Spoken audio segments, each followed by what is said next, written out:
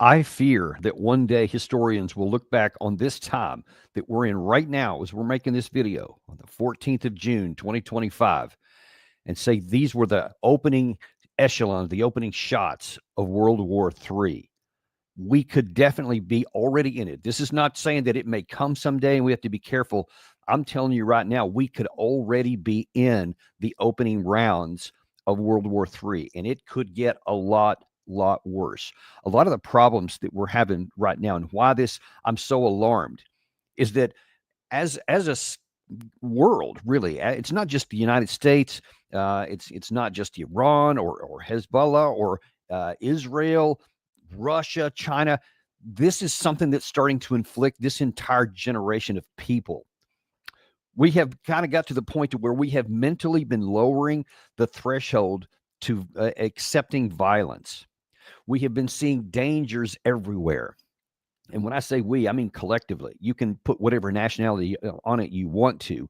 And as we're going to show throughout this episode here, it's something that afflicts all kinds of people, all kinds of nations. And that seems to be the language that everyone else is adopting. And anytime you see a danger and you point to this particular outlet or this particular person as the source of the danger, then every single time the recipient of that finger has one pointing back and they say, well, no, he's the danger. That's the danger here. We better get ready. We better start ramping up our capabilities.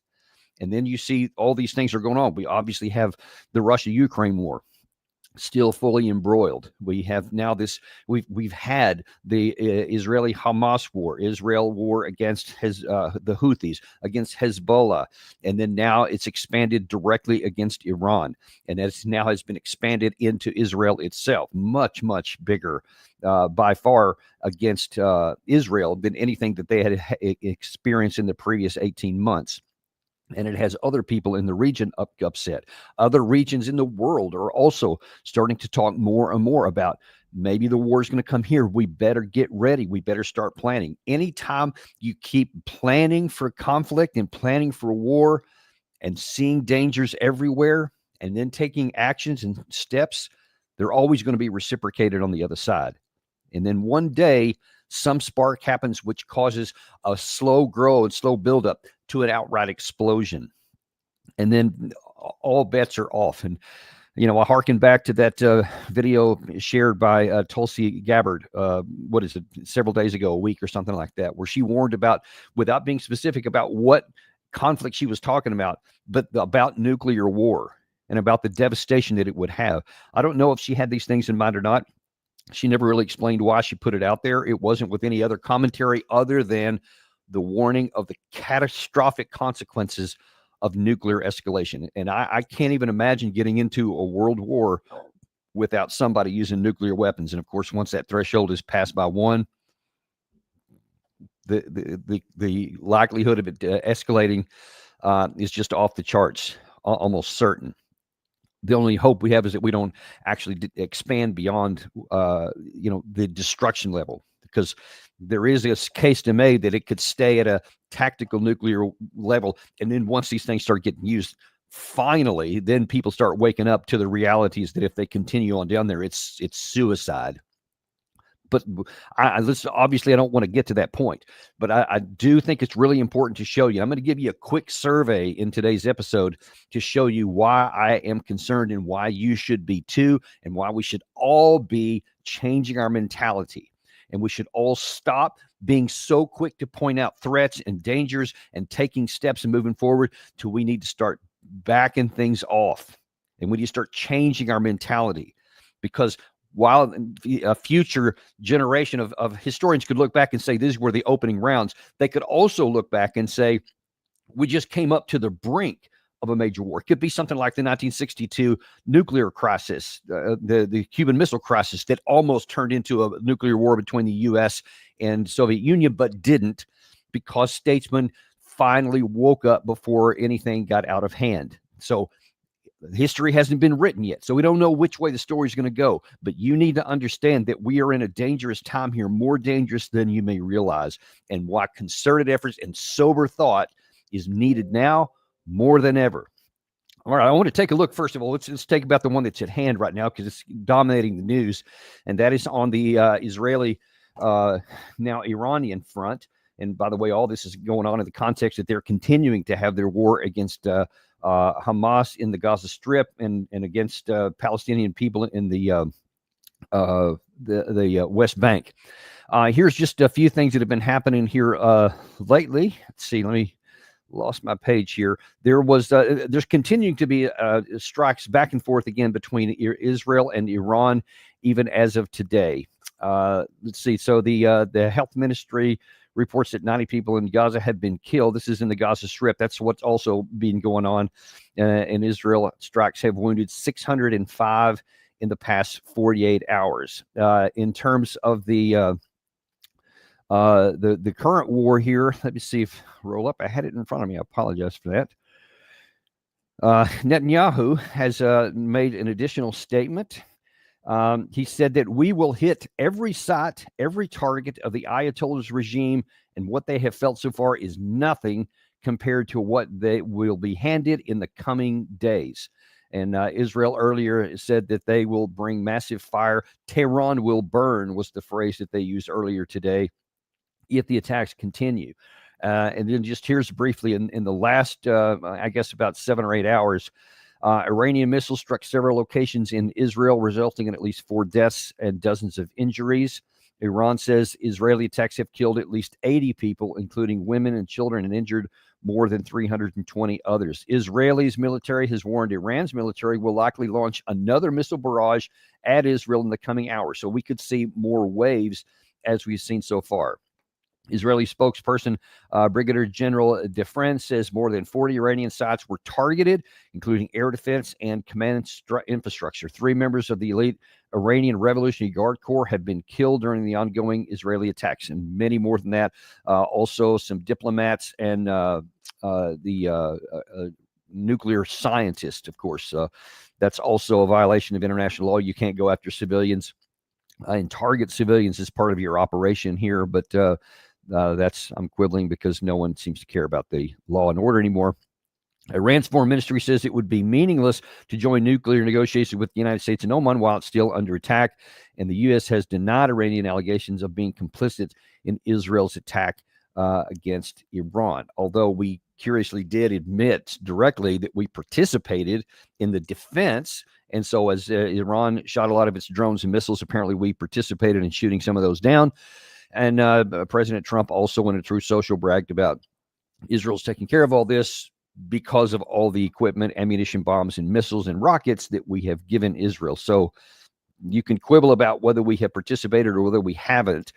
It's all in the eye of the beholder. And of course, now the question is going to be what's going to happen next and where is this going? And and by the way, I'm sorry, Gary had just showed that there is some claims in the media, some in Israel, some in Iranian media are claiming that 3 F-35s have been shot down, apparently a third one today. I have seen some evidence and some videos, a photograph that someone sent me this morning that showed the wreckage of an F-35 on the ground. Right now, we can't really tell anything about what's true. As you see, the Iranian media there is claiming that a third F-35 has been shot down and that they have 2 Israeli pilots in custody. Israel, for its part, is saying, no, none of our jets have been shot down. If Iran has their pilots and they produce something, I guess it'll be hard to dispute then. But right now, all we have are claims. And there's ever incentive for Iran to make that up and just claim that they're doing it, whether for domestic purposes or otherwise. And there's reasons for the Israeli side to deny it, even if it's true, because they don't want to give the impression that they are not completely successful. Although, bottom line is right now, as is always the case in the fog of war, deception is a primary part of any kind of operation, and we don't know yet what's true or not. But the bottom line is what we do know, missiles are still flying back and forth between the two sides. What's unknown at this time is how much capacity the Iranian side has to continue to maintain this barrage of missiles. You may recall that Mike Domino was on our show, who now is the Undersecretary of Defense for Middle Eastern Affairs.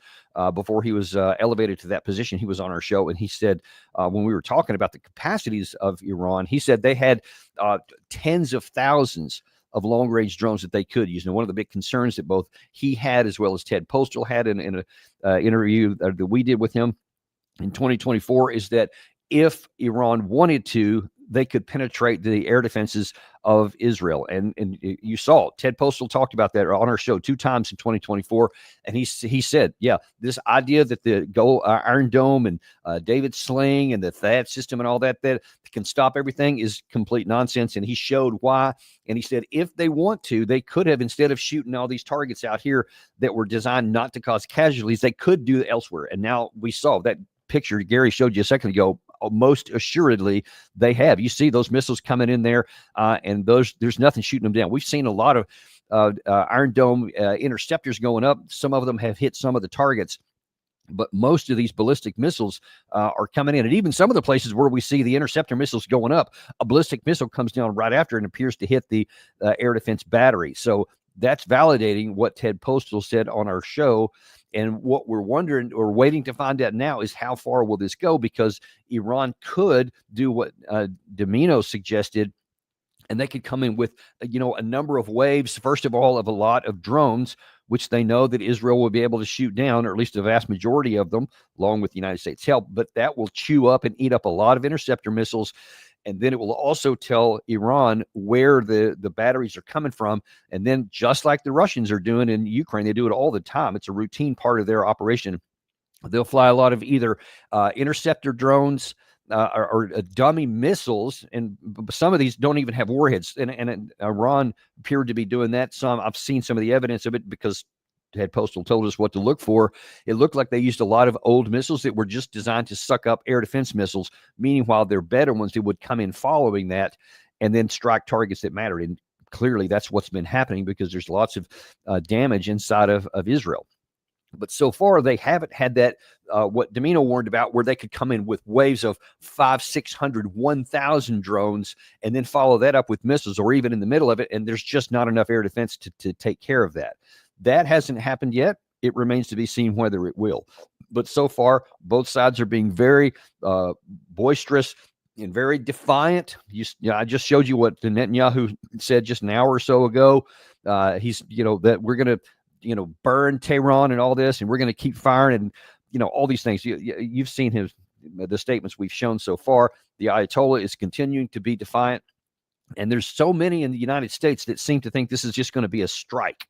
Like what happened in 2024 twice, is you had a tit for a tat, you had a back and a forth, and then everything calmed down. This does not have the feeling it's going to be a calm down, and especially because Israel now suffered significant physical damage inside of its cities in Tel Aviv, that they're not likely just going to do one off.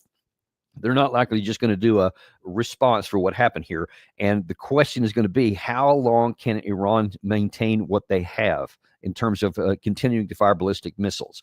That's obviously target number one for Israel. They're trying to take out all their launchers, any sites that they may have. They're taking out the ability to generate and build more ballistic missiles, the factories, etc. And so I'm sure there's going to be a campaign on that in the coming days. And so the question is going to be, then what? That's the problem that no one's answering. Then what? You take out a bunch of stuff. Let's say that Iran won't exhaust their missiles. They're not going to get down to nothing. But they'll get down to some critical level, and then they'll hold off on it so they maintain the ability to retaliate or respond later on. So the frequency could certainly go down, although they're reported to have literally scores of thousands of drones. So they could continue to do that. But again, we just don't know their capacity, and we don't know how effective Israel's going to be. I talked to Larry Johnson last night, and we discussed some of this, and he says there's also some concerns on the Israeli side in terms of being able to sustain an issue. Number one is the number of interceptor missiles, the number of long-range missiles. And he said a little-known fact about the F-35 is that it takes a lot of time for maintenance. For every hour you fly, he says you have to have like 10 hours of maintenance. So he said you can't he said this isn't like firing into the Gaza Strip where you can pick up in like 30, 40 minutes flight time, or going into southern Lebanon to come back down, and and you can just keep doing that for a long time. He said this flight times here are quite long. They're exposed to enemy fire, but it also means a lot more air time and then a lot more ground time to fix that, to do the maintenance that's required to keep them in the air. That is unknown too, about how long Israel can go at the same pace. So they may also have to slow down, which means we may get into just a protracted issue here. And that is, not good for anybody. I can certainly promise you that. And that is just going to keep this thing alive. And like the one in Russia-Ukraine war, anytime you keep this on a sustained basis, it keeps alive the possibility of expansion. And that in what we're talking about here, and in the context of why I'm worried about where this conflict is going in combination with the others and some of the bleed over, and there is, because none of these things are in isolation, as you're about to see. A lot of these have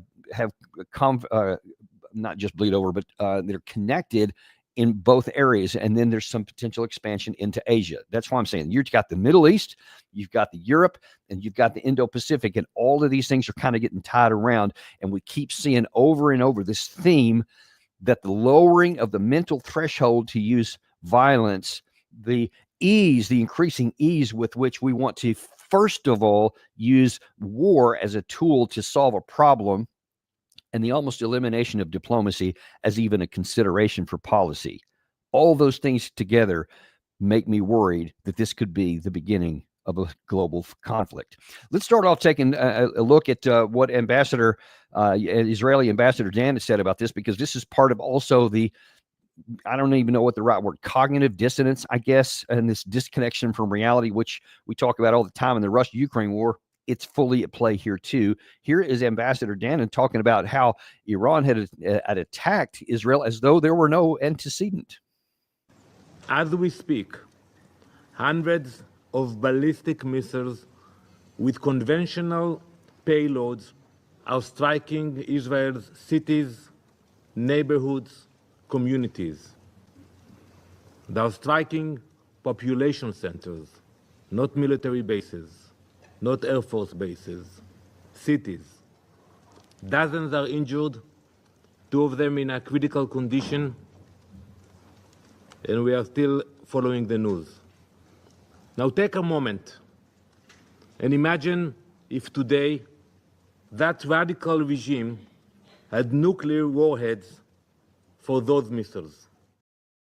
Yeah, see, so the way he's talking about it is that Israel was just having breakfast one day and bam, here comes a bunch of missiles. Those darn evil empire over there in the Middle East, they called Iran, just for no reason launched a bunch of missiles at us, oblivious to the fact that that was the response because Israel launched and started the attack against Iran. Iran was doing nothing to Israel.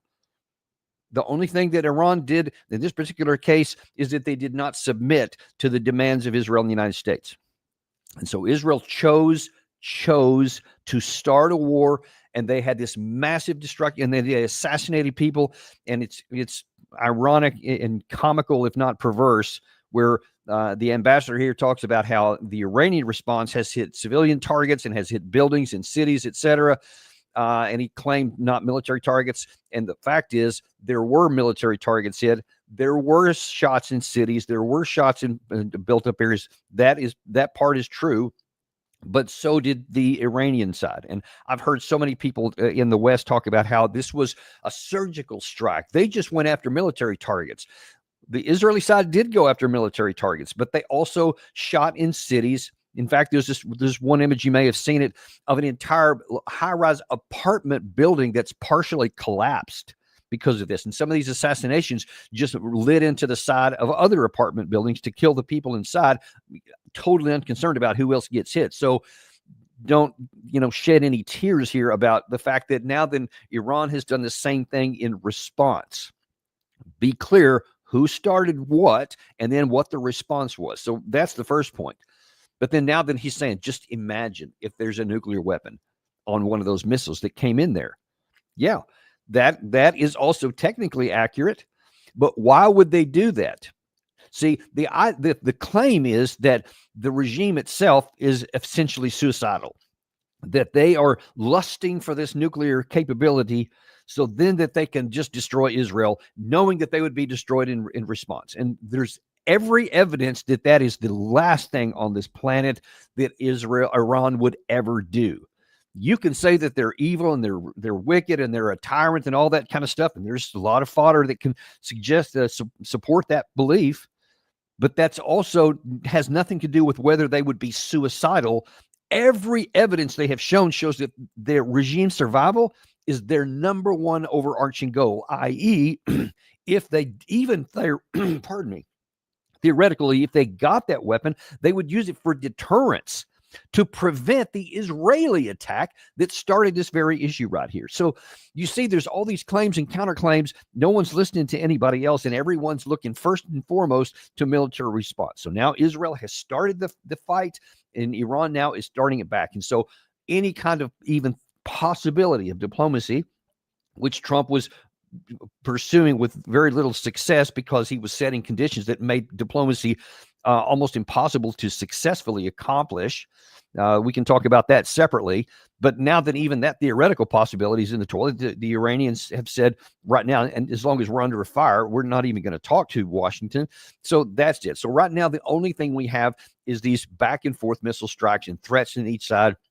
And everybody's bowed up right now on both sides and talking big. So probably this is going to continue to burn really until one side probably either suffers too much pain or their inventories of the ability to strike get too low. And then suddenly they would not be able to defend themselves and they would just get pummeled by the other. So that could take a long time because Iran has certainly been cognizant of this risk for quite a long time. And they have been stockpiling enough stuff, one would imagine, to be able to sustain conflict for a while. That's the theory. I don't have any insider information. Only evidence is going to prove that. But that just shows you that where we're at right now. Now, I told you these things are all connected. Now, I've mentioned several times we've been wondering what the Russian response and the Chinese response are going to be because they both have, through BRICS and through other economic and military associations, a relationship with Iran. Well, we have the first comment from the Russian ambassador Nebenzia, who was in that same Security Council meeting, and he added this warning. From the briefers, we heard about casualties among the civilian population. This completely unprovoked attack, no matter what Israel claims to the contrary, constitutes a gross violation of the UN Charter and international law. There is a growing sense that Israel's leadership is convinced it has complete free reign in the region and apparently believes that Israel can trample all legal foundations and supplant all international institutions, including the UN Security Council and the Atomic Energy Agency. The Russian Federation strongly condemns this action by the Zionist Jerusalem regime. Its military adventures are pushing the region to the brink of a major war. So you see, Russia is warning of the same thing. This is pushing the region to the brink of a major war. Because once something starts right here, you never know where it's going to go beyond that. And there's all kinds of reasons. Many people, we had Harry Kaz yesterday talking to us about some of the regional dynamics, about some of the powers in the region. They're like, okay, well, we don't want Iran to have a weapon, but some of their population are not at all happy with this, and neither are they about the prospect of too powerful of an Israel. And some of them actually also worry about if Israel wins, that could put them all at a disadvantage. So there's a lot of chaos there, and we certainly know that Turkey especially has a lot of animosity for Israel and for the government there. We'll have to see how that works out too. But the bottom line is that's on their radar. To the United States, I saw a report from News Nation earlier today. An analyst, foreign policy analyst named Dan Perry, who used to work for the Associated Press, was on talking about, of course, because as a journalist, he's got access to lots of American policymakers, et cetera. And he was asked, what is the risk if the U.S. gets involved here? And he said, well, if the U.S. actually participates and takes part in this, then that could prompt an attack by Iran against the Americans here. And they're very vulnerable. He said the same thing that I've told you about how vulnerable we are. And he said that could, expand the war. But he said that could also be a good thing, because then by the entrance of the United States and Israel, that could lead to a regime change, which he said, and I quote, a very good thing for the region.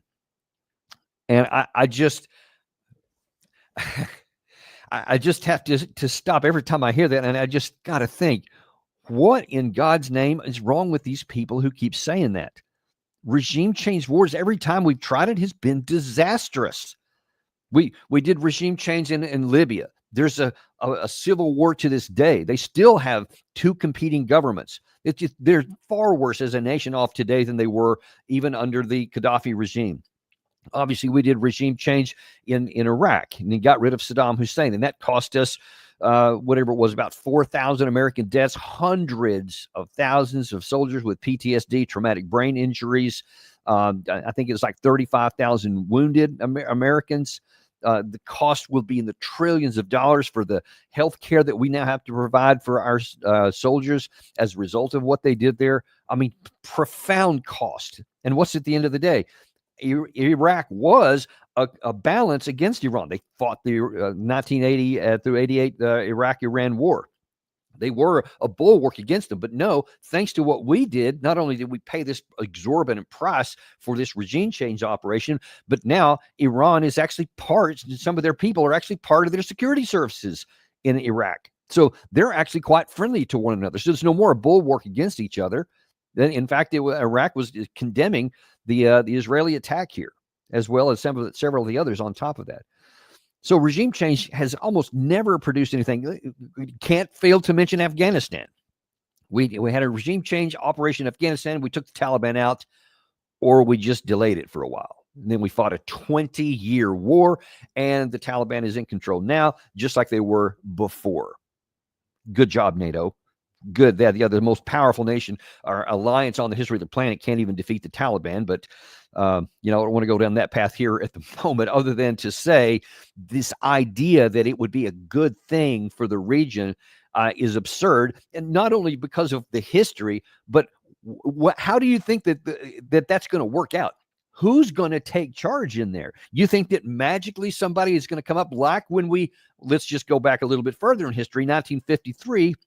When we assassinated the legally elected leader and helped foment a coup against him to bring the Shah of Iran into power. So we put our preferred guy in there. How'd that work out? That laid the foundation for the 1979 revolution, where the Ayatollah came to power.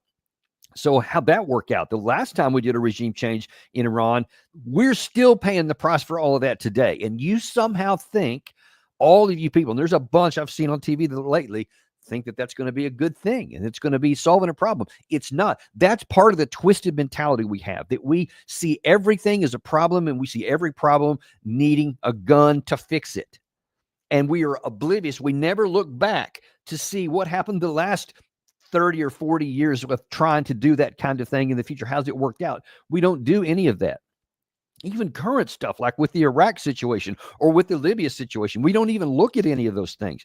We just think, we'll just keep killing them until finally it works out somewhere good, I guess.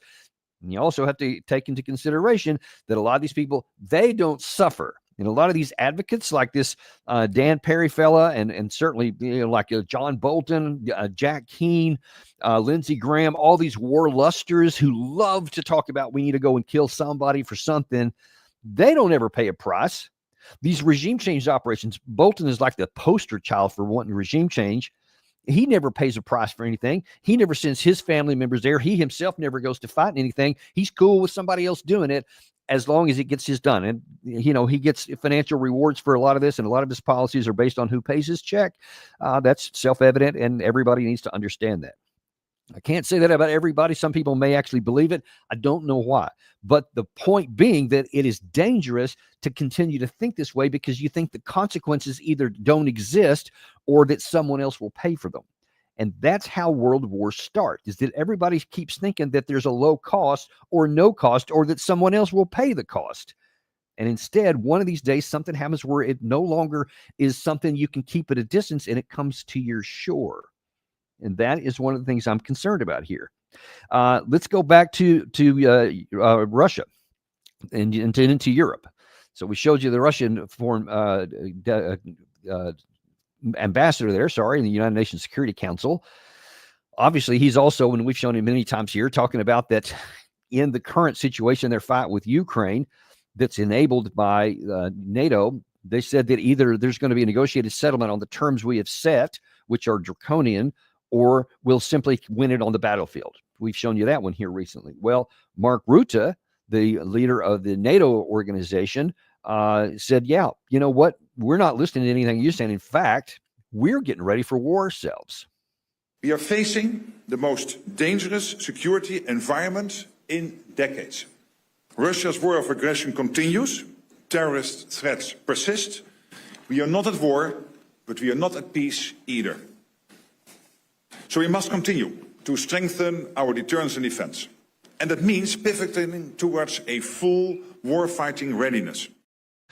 Yes, we need a full warfighting readiness. We need a rearm Europe program. We need to spend $800 billion, and we need every single member of NATO to jump from a bunch of them that are under 2% to 5%. I mean, a massive, huge expanse. They say they need to be ready by 2030 to fight a war with Russia.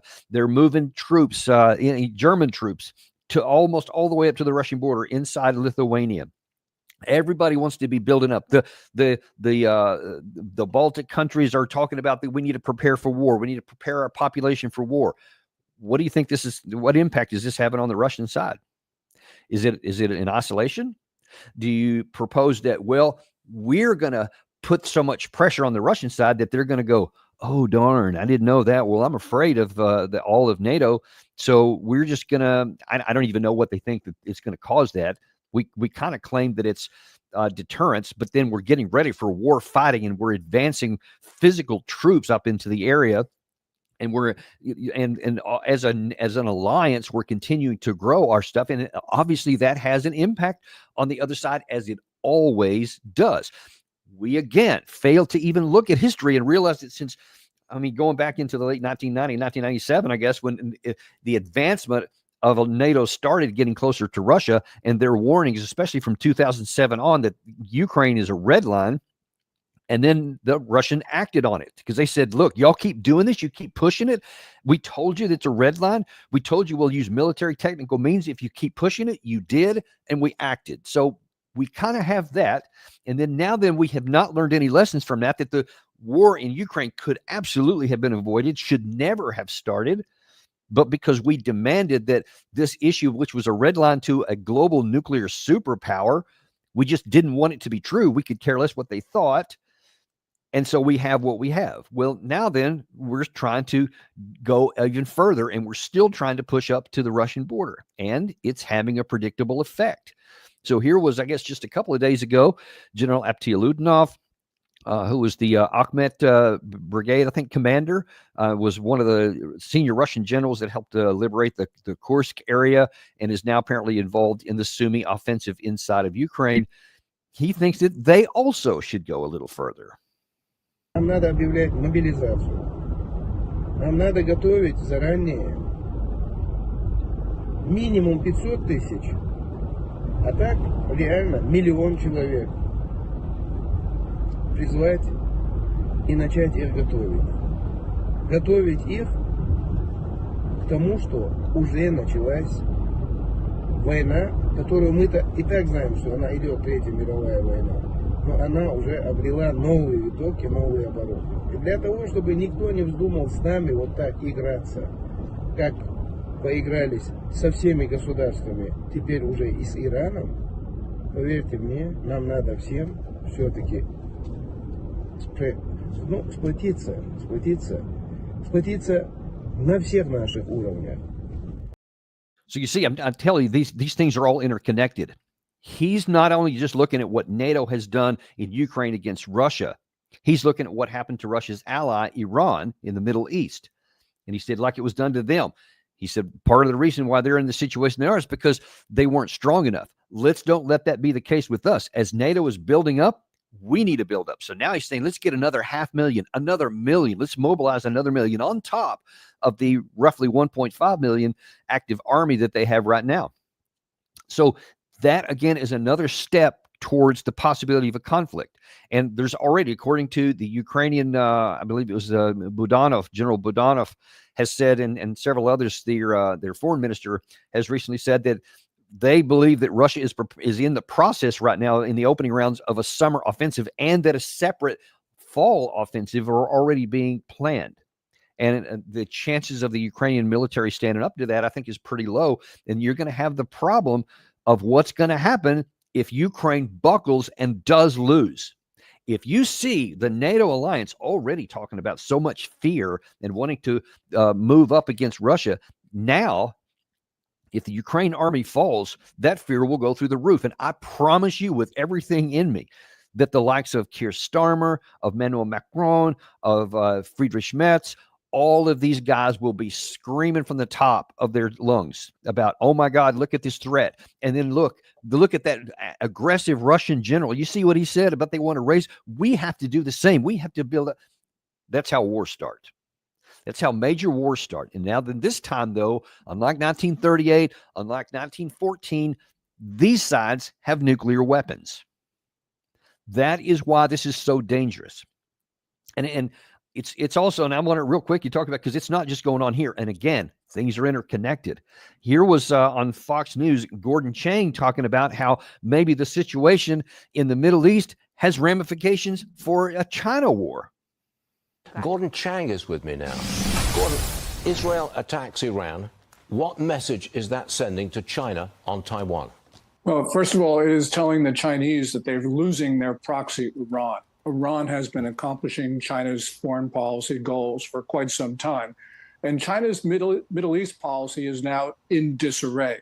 With regard to Taiwan, we just don't know how the calculus is inside an increasingly turbulent Chinese regime. There's a lot of evidence that Xi Jinping has lost control of the Chinese military, and he's in increasing trouble with civilians at the top of the party. So this right now is anyone's guess as to how the Chinese would view it, but nothing is off the table, Stuart. So yes, there could be increased pressure on Taiwan in the next few weeks. Yeah, like Xi Jinping is losing control of his military. I mean, what planet is this guy on? I know. I've seen in the comments here, a lot of you guys know who Gordon Chang is. He's been doing this for many, many years. He sees a boogeyman in China every day. He thinks they're ready to go to war every day, and everything they do is evil and wicked. I mean, the same way a lot of people view Vladimir Putin. He's been doing that for a long time, even though China hasn't actually attacked anyone. I think 1979, I think might have been the last border clash that they had. They had a couple of skirmishes with India actually here recently, but literally just incidents. But in terms of a war, I think it's 1979 is the last time they fought a very limited and short duration war. And yet you're talking about them like they're Adolf Hitler again, because we want to. I mean, why did Fox News even bring that up? Why did we even bring and introduce a potential conflict with China when we're talking about something in the Middle East, something between Israel and Iran? But you see, it's like there's some have an agenda that they want to elevate that. And Gordon Chang has been off the charts wrong on so many things here, but yet he keeps being put in front of a microphone. People keep bringing him up, and there's a reason for that, because he goes on there. I mean, you see, I'm not sure his ethnicity, but some Asian, and so that gives credibility to him when he's talking about China, and he's a well-known, quote, China expert.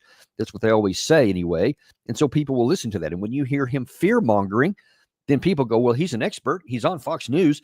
I guess we should listen to him.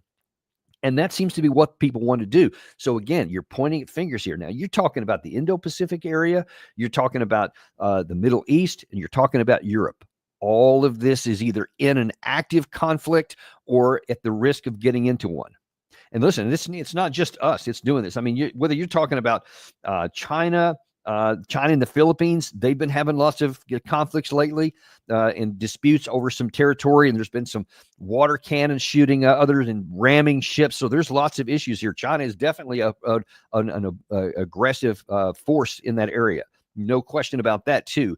But the problem is that just like it's China, it's the Philippines, it's the United States, it's the U.S., it's Japan, it's Australia, it's North Korea.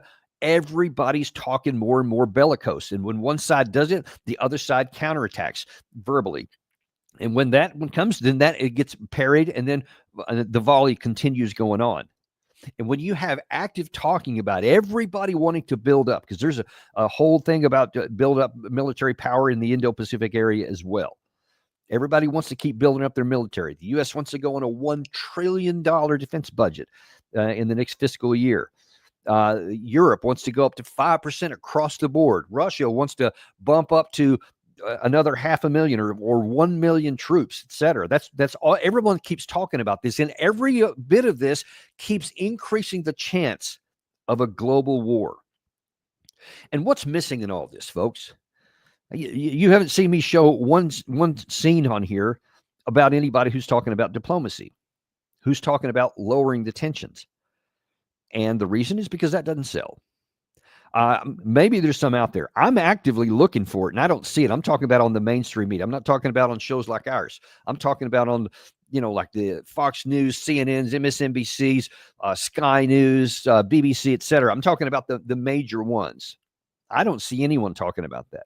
All I see is people talking about how great the threat is, not whether there's a threat or how can we minimize the threat. How can we get this Israel and Iran war off the table?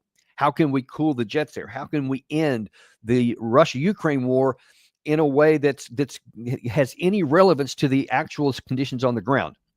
And of course, you have Russia with basically a 12-point plan that's currently on the table. The last thing that was issued, which is effectively a surrender notice. And of course, many in the West say, well, we don't like that. Okay, fair enough. You don't like it. But also that's of our own making in large part because we refuse to take the diplomatic and the more peaceful path that could have prevented war outright or ended it early.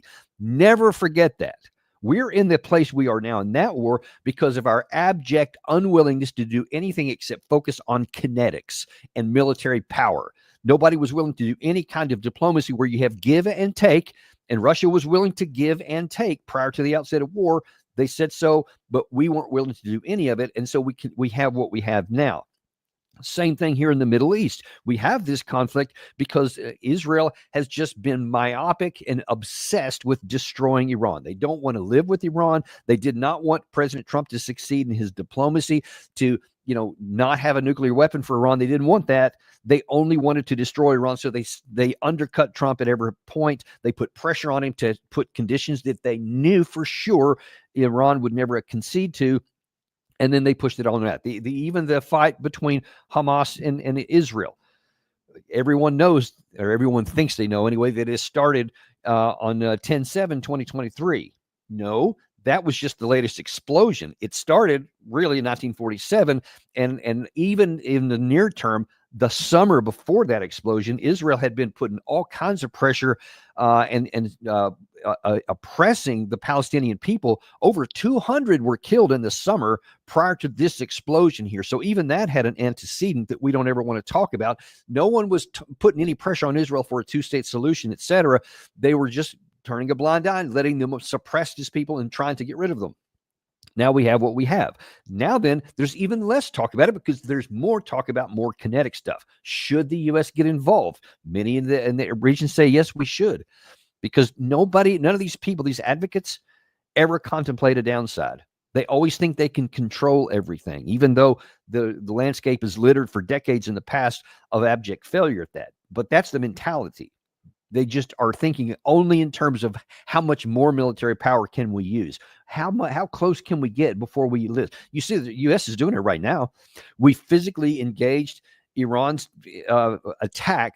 So we're physically on the side of the Israeli side in the war right now. We give them all the weapons and ammunition. One can only imagine there's also lots of intelligence that we're providing as well, on top of all this other thing. So we're like trying to be half pregnant or kind of pregnant because we want to say we're not involved, but we actually are. I mean, we're saying it. We just don't want there to be any consequences. And so we're seeing how close can we get? How much can we do to where we're not physically involved, which is not any different than what we're doing in the Russia-Ukraine war by helping Ukraine with all this stuff to this day. Even with Trump coming in office, none of that stuff has stopped, according to the Secretary of Defense here recently.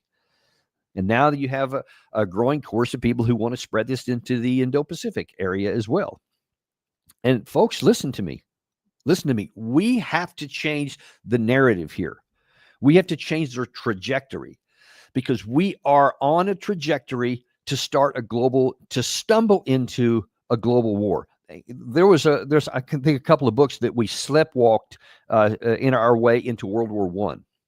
This is not sleepwalking. This is like, I don't know what's a better term. It's something like we're blind and in a trance of some sort, and we're running with our eyes open but our brains disconnected into a war. That's where we're going right now. That's why I say that we're at a potential inflection point here where history can look back on it, but right now we're not in history. We're at the point. We can either keep on going like zombies forward and keep this mentality, keep looking for, finding dangers, and then taking actions which then are reciprocated, and you have counteractions. And we almost certainly will end up stumbling into a major war. And I promise you, with everything in me, the consequences of that will be worse probably than World War II. Definitely worse than anything we've seen in this country in many, many decades. The last time we were really hurt in any war was, you could say that, I mean, there was some damage in the Vietnam War. There was some damage in the Korean War. So really you have to go back to World War II since we were actually hurt militarily. And everything we've done since then has had some pain here and there. But for the most part, the target countries were the ones that paid all the price. In our country, that you'd never even know we were at war if you just walk down the streets of our country, because it doesn't cost us anything, which is why it's so easy to keep doing. Well, if we get into another global conflict where we're now actually a participant, a full-on participant, because somebody's finally had enough and we start getting attacked, then the pain will be just off the charts. Once that happens, it's going to run its course.